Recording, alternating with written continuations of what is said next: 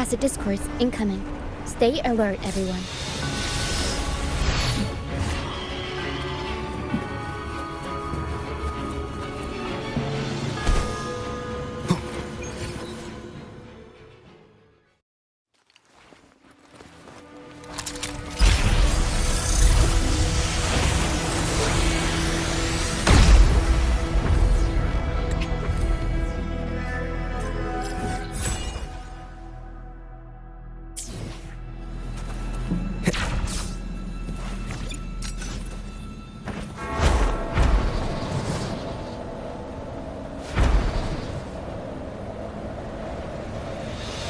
Wind, guide me.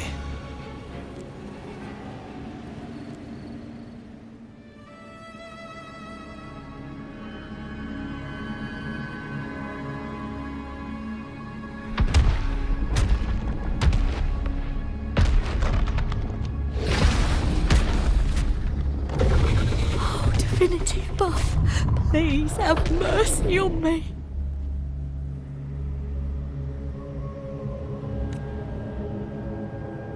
Is this some kind of test for me? I see. No matter how harsh the punishment, I'll take it. Even if... Even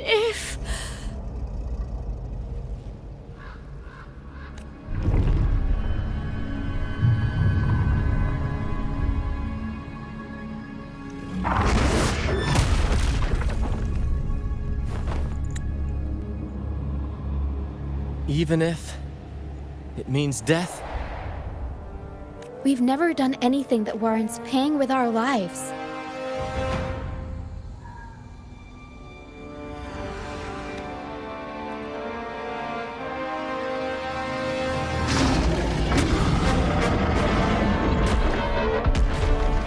I'd wager mercy isn't on the table.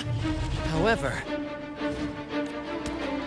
in the face of danger and adversity, the stage is set for our grandest act. Brant, you handle the Tacit discords. I've got the dragon. Of course, but with all due respect, shouldn't the captain be the one giving the orders? Just playing to our strengths. Take it, or I'll spill the beans about your wine stash. Why, aye, first mate.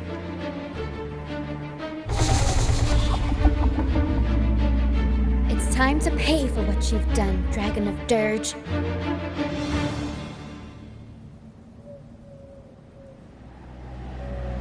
Leave it to me.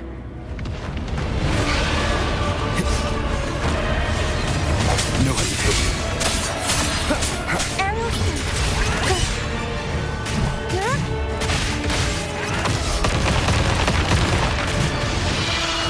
Up we go, Arrow. Mamma mia! Can't lose the rhythm. Swift and resolute.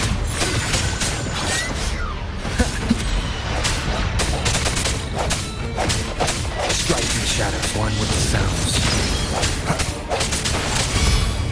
Arrow down. Mamma mia! Avanti. Figurati. I'll warm up the crowd. Improv performance!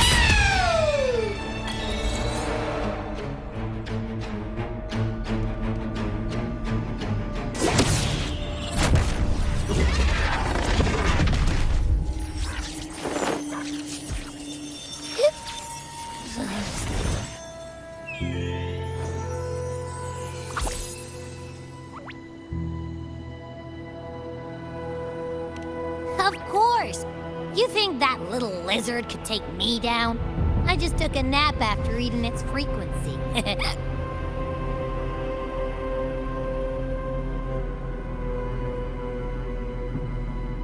But seriously, that was close.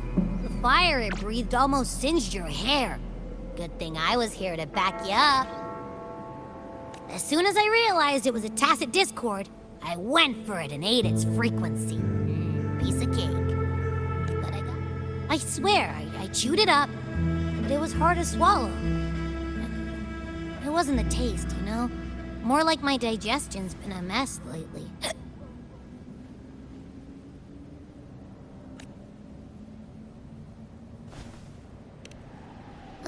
that's not the point.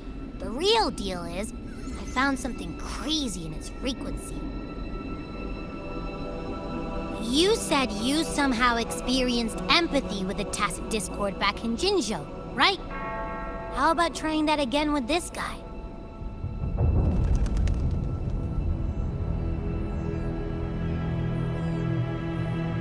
Trust me, this could be our big break.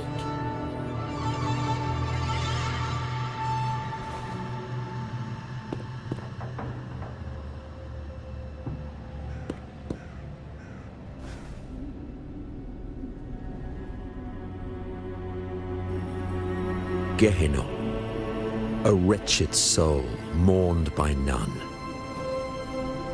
You are reborn to fulfill our sacred rite, illuminate the path of salvation, become the fiery hand of judgment, purging all transgressions, cleanse every soul ensnared by their own indulgence.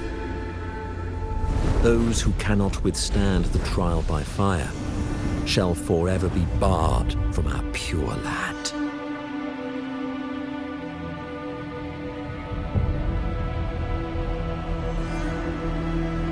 See, I wasn't lying.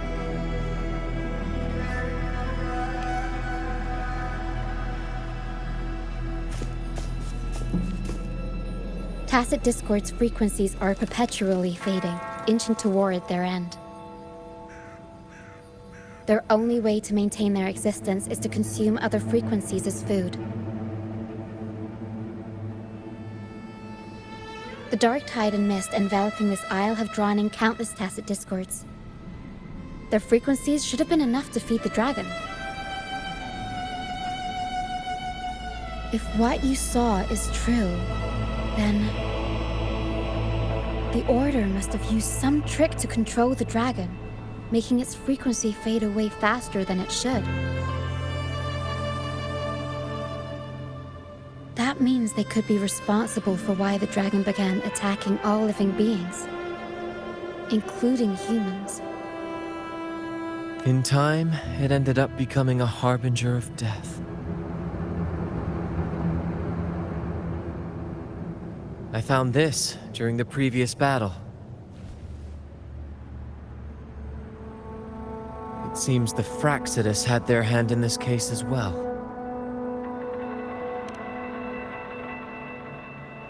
So you know them too. Seems we have much to discuss. Our troop usually earns a living by performing on the nearby islands. Sometimes we take on escort missions for merchant ships as well. That's how we first got acquainted with the Fraxidus. At first, they were just lurking about, raiding ships. But as the Carnival drew near, their actions grew suspicious. We noticed them lingering around a certain sea. Remember Cetus the Tidebreaker? The creature that attacked you when we first met. After we parted ways, we went searching for it to find out what had gone wrong. This is what we found on its tail, another Lycoris. Alas, the Tidebreaker slipped away into the deep beyond our reach. Still, this bloom leaves no doubt. The Fraxidus is behind its strange behavior. We saw what they did to the dragon. The Cetus's violent outburst must be their doing as well.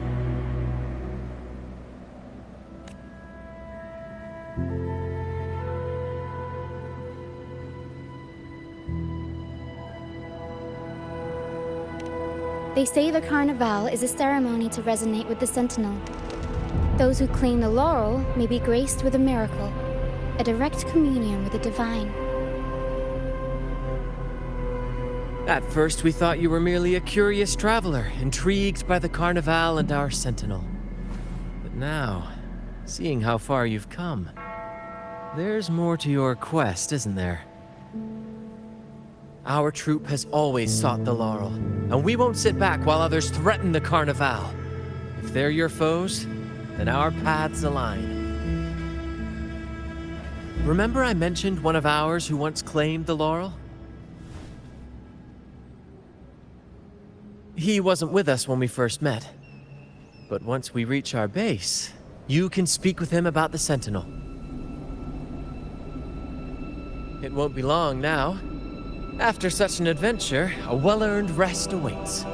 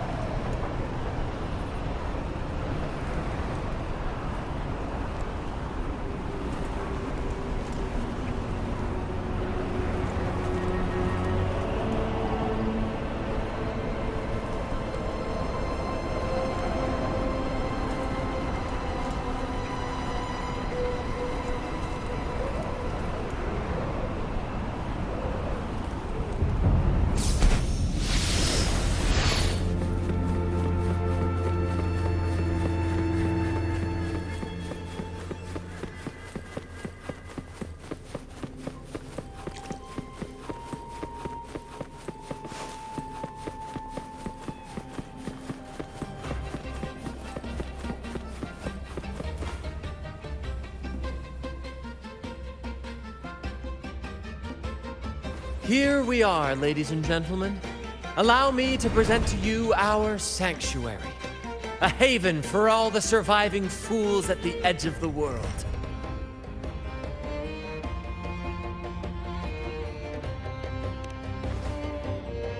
It is, my friend. We built this place from the ground up, and I dare say it's a triumph worthy of the ages. The mist does shield us from the Order, but it brings its own set of problems. Precisely why we must tackle its effects without delay. By the way, if you'd like to speak with Mr. Bardolino, our laureate, you'll find his tent deep within the base. Feel free to talk to the others while we handle our tasks. We'll catch up once we're done.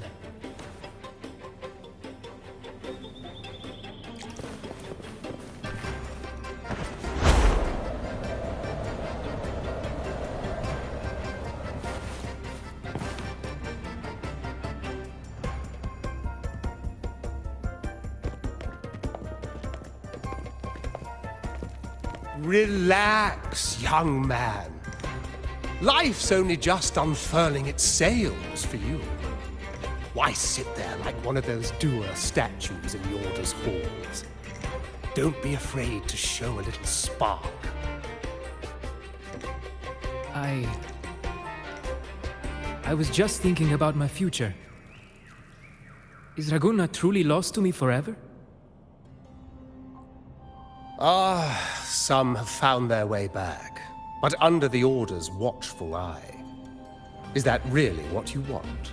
A life without freedom? Listen, you don't need a grand stage to leave your mark. A true Raganese can turn even a ragged tent into the finest theater. That's what I'm preparing to do. I might be an old man now, but don't let that fool you. I was once crowned with the laurel, you know. You? Are you Mr. Bardolino? In the flesh. Ha ha ha ha!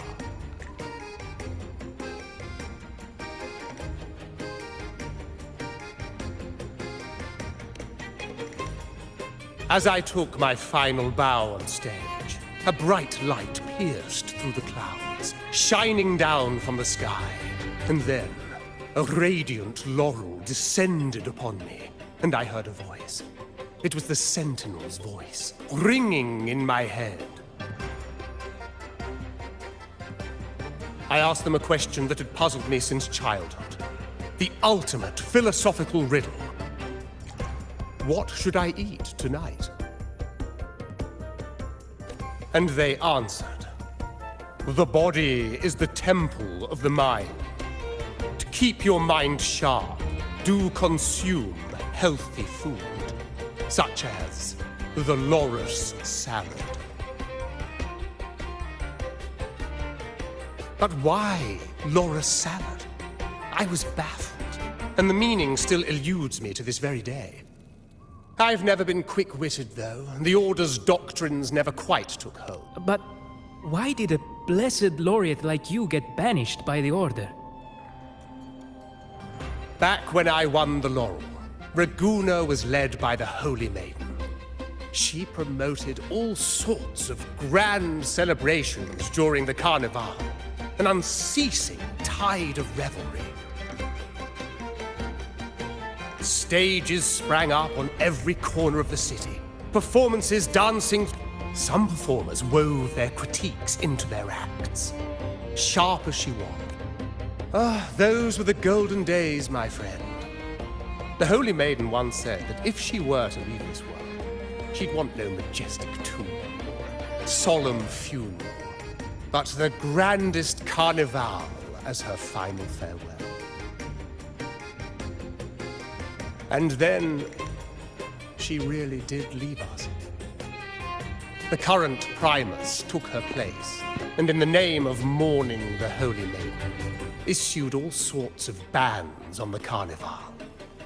But is that really what she would have wanted? The Order's grip tightened, and the Carnival performances were reduced to dull, monotonous shadows of their former selves. One year, I strung a wire from a gondola to the top of the clock tower in Liberty Square, and another from the tower to the Thessalia's mansion. Then, I disguised myself as one of the LaGuardia to fool the acolytes, and climbed to the roof along the wire. Midway through the Order's performance, I hopped on a wing ray with a cloudcaster, showering the entire city with flowers. Yes, it was a magnificent sight. The wingray soared higher than the acolytes could reach. They couldn't do anything but watch golden pink petals rain from the sky for 3 whole days. They struggled to clean up the flowers from the streets, and it took a downpour to wash them all away. That cloudcaster, adapted from a music van, became the prototype for the one we use on stage today.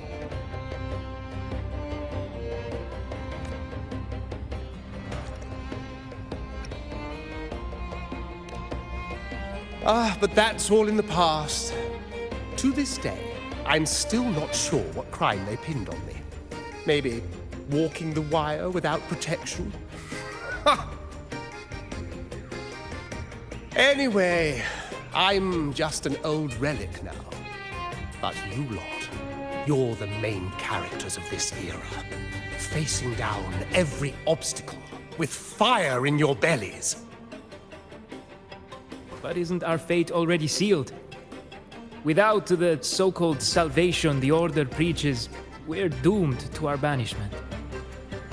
Just lost souls, dying in obscurity. Life is short, and we weren't born just to atone. The Order may banish us, but they can't take away our right to sing.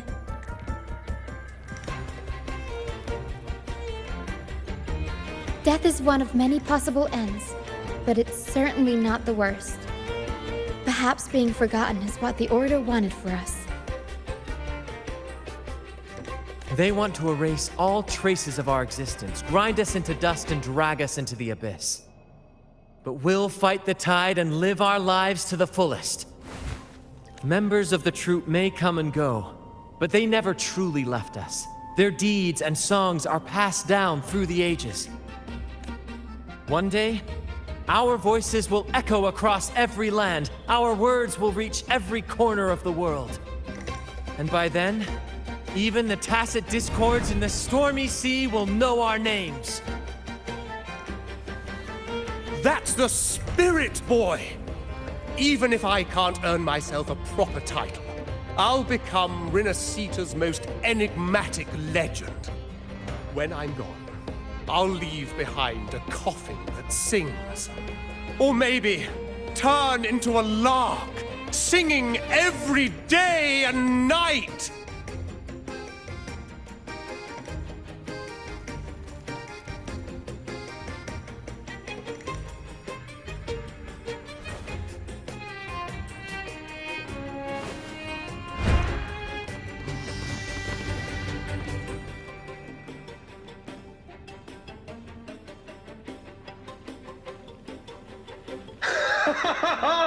What say you, Brad?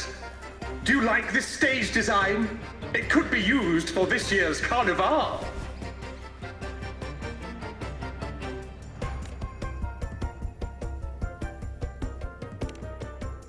Our little chat reminded me of those good old days. So why not relive that scene I just mentioned? I still remember that famous line. Even without wings, we can still soar to the heavens. Now that you mention it, that is a very good question.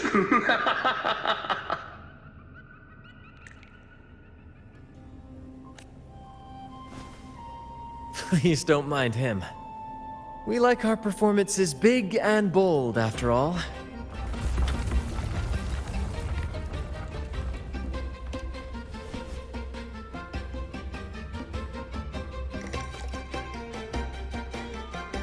That fight with the dragon probably messed with the mountain's stability. If Bardolino keeps moving around up there, it could get dangerous. We need to find a way to get him down, and fast. We might need your help with this. Pero should have some useful items in her box.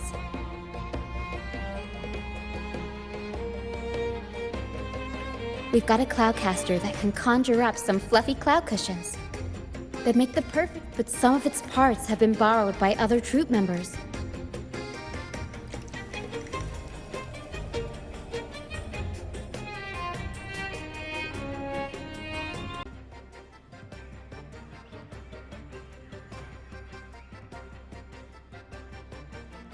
Everything's set for takeoff. Let's position a cloud cushion beneath Mr. Bardolino. Then we'll pop the balloons and bring him down safely. Although we might need a bigger cushion. The Cloudcaster's resonance unit responds to song. The louder our singing, the more powerful the effect. In that case... All right, friends, old and new, come and join this sing-along!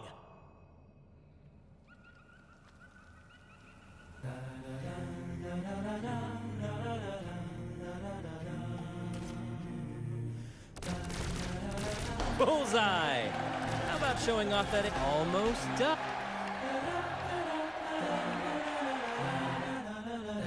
Oh, thank you, dear boy. You helped me complete this performance and fulfill one of my dearest wishes. Please, I'll gladly give you my most prized possession.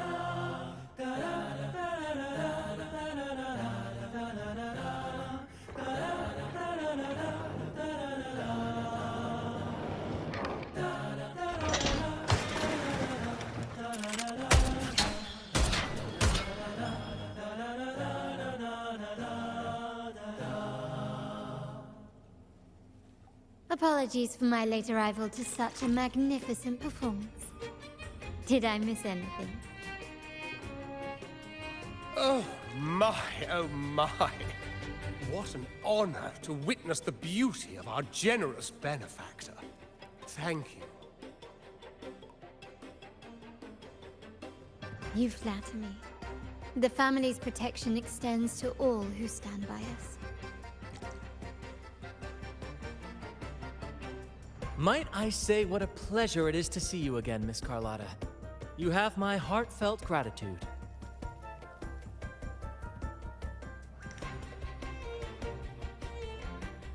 Is everything going smoothly with your family, Miss Carlotta? Yes, thank you. The Order's scheme was uncovered as planned. Uncle Capilet was rescued, and Grandfather has handled the rest. I still owe you thanks for improvising with me in front of that priest. You've got a sharp mind. No pain, no gain, as Grandfather used to say.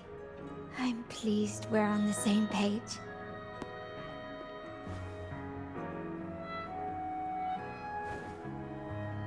Your kindness is much appreciated.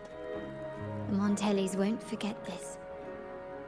In return, I'll share everything I know.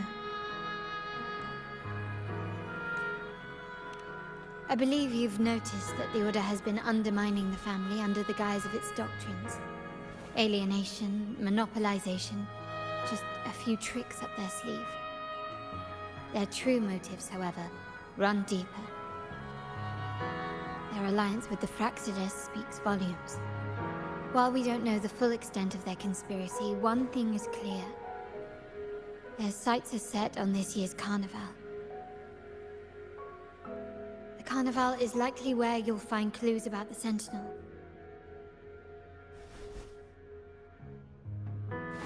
Legend has it that the Sentinel, Imperator, has been secluded in the heavens, cut off from the mortal realm.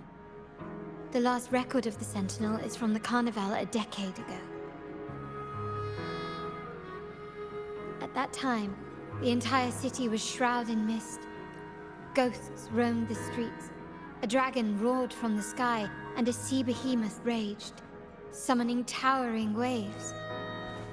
Do any clues come to mind?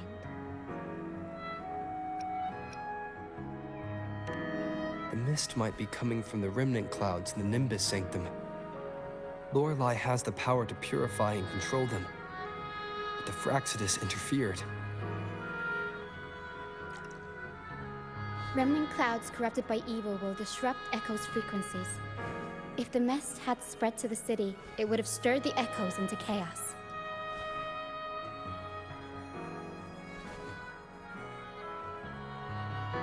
We are lucky that you and Zani, along with that acolyte, awakened Lorelei in time. You prevented the mist from spreading and averted the waveworn. The Fraxidus must still be licking their wounds. At that time, the entire city was shrouded in mist. Ghosts roamed the streets. A dragon roared from the sky, and a sea behemoth raged, summoning towering waves. Do any clues come to mind?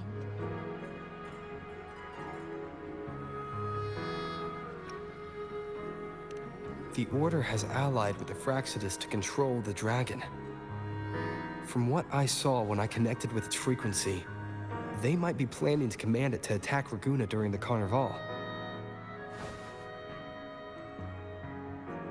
After the Tacit Discords took over this isle, the Order used them as an excuse to forbid any entry. It might be their way of concealing the dragon's existence. But without the Lycoris, the Dragon of Dirge is now off the table.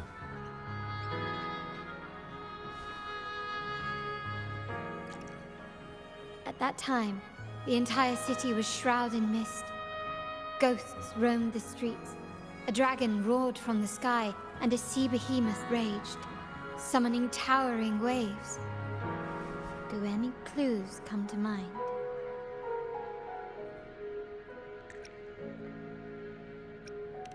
The remnant clouds spreading, experiments to turn echoes, and the dragon's manipulation. The Order plans to recreate these disasters at this year's ceremony.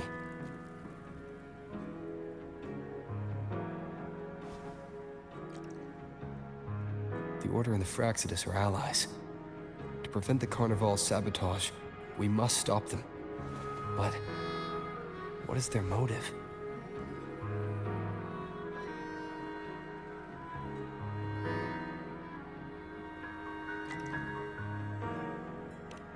The Primus called it a divine punishment, and took the opportunity to appear as a savior. A perfect way to build legitimacy. The Order relies on the people's faith in the Sentinel. With the Sentinel's 10-year absence, faith in the Order has waned. We must be desperate to restore that trust. It is for this reason that the Order has been forced to revive the festival.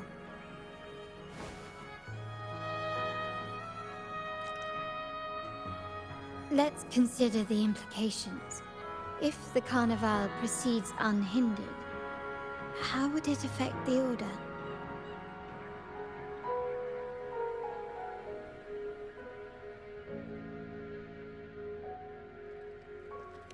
The current Primus claims to be the Enlightened One, the Sentinel's Resonator. However, based on the prophecy we found in the ruins, This role is meant for the young maiden who is destined to heed the divine oracles during the Carnival. The Carnival is the only time humans can directly communicate with the Sentinel. Normally, it's the Primus who conveys the Sentinel's words. A successful Carnival offers a chance for citizens to meet the Sentinel in person. But for the Primus, and possibly the Order, it poses a threat if they've been fabricating the oracles. To sabotage it while still maintaining their authority, they partnered with the Fraxidus. The Fraxidus will cause chaos during the Carnival, and the Order will swoop in as the saviors, restoring public trust just as they did before. So far, you've helped us crush 3 of their schemes, but one remains.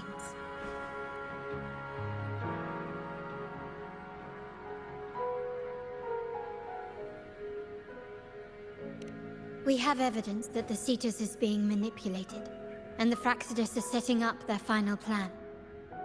With their whereabouts unknown, we'll need to adapt our strategy as the Carnival unfolds. From what I've noticed, you're not one to act passively or pin your hopes on others. You prefer to strike first and steer events in your favor. Winning the laurel might give you the chance to talk with the Sentinel. The Sentinel's resonator may also be present, so...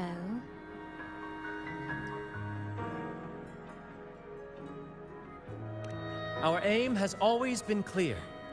To restore the Carnival to its former glory with a performance for the ages.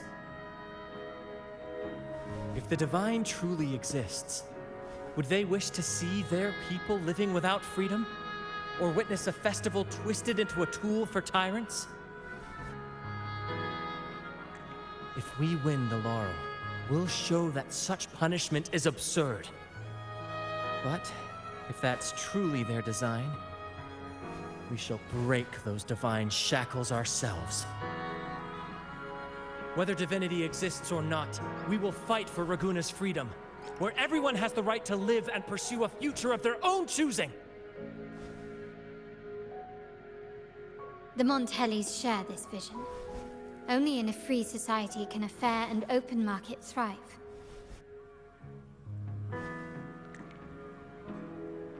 However, the troop alone is too weak. The family is under close watch and our enemy hides in the shadows. We need your strength to find our way forward. Thank you. I'm pleased we've reached an agreement once more.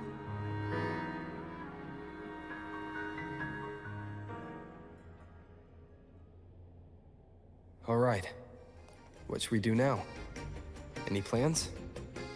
Since the Order intends to sabotage the Carnival and incite chaos amongst the guests, confronting them directly only plays into their hands. You've seen the troops' unique approach to combat, haven't you?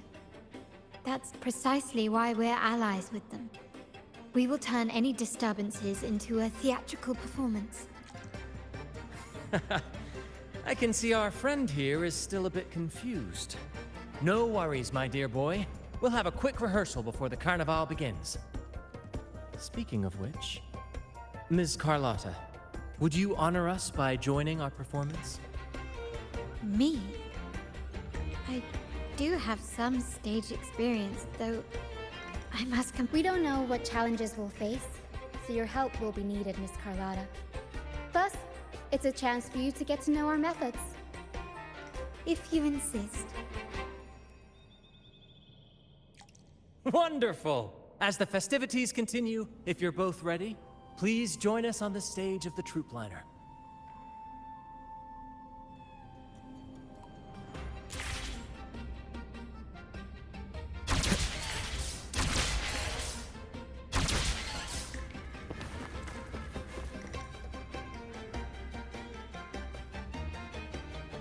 Our rehearsals are rather straightforward. No scripts, just pure intuition and our senses guiding us. That's what makes Commedia Improviso truly come alive. For our improvised comedy, we start with a theme. From there, we build our lines and act on the fly, responding to the unfolding show and audience reactions. But with the limitless capacity for human creativity at play, the plot can sometimes veer into the, well, unconventional. To prevent things from spiraling too far, we set an anchor for the performance. Pardon my interruption, but I'm quite curious. What sort of bizarre plots have you encountered? Well, something like a humble craftsman from a small town sets sail on a rainy night, stumbles upon ancient ruins, is reincarnated with superpowers, and then decides to conquer the galaxy, becoming the Emperor of the Stars. So, we draft a basic outline that assigns roles and guides the plot's direction.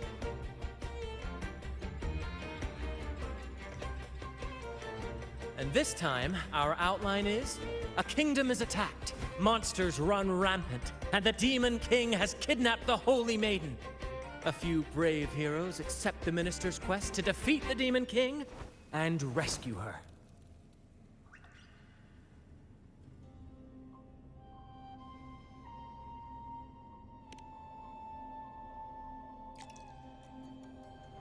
This outline holds special log of our tale, setting the scene for how our brave heroes first crossed paths. Once upon a time, a hero roamed the world. Undaunted by the lack of a divine vessel, he embarked on a perilous journey across tempestuous seas. Alone in the dark, a young girl of untethered spirit soared against towering barriers with wings of defiance. The winds of fate brought them together.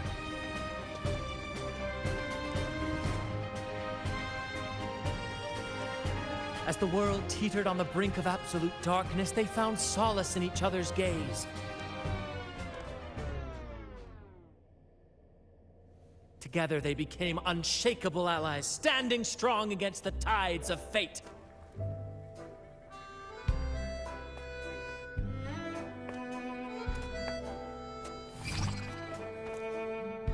Even if light were to fade from the world and the stars cease to shine, they would still blaze like the sun forever.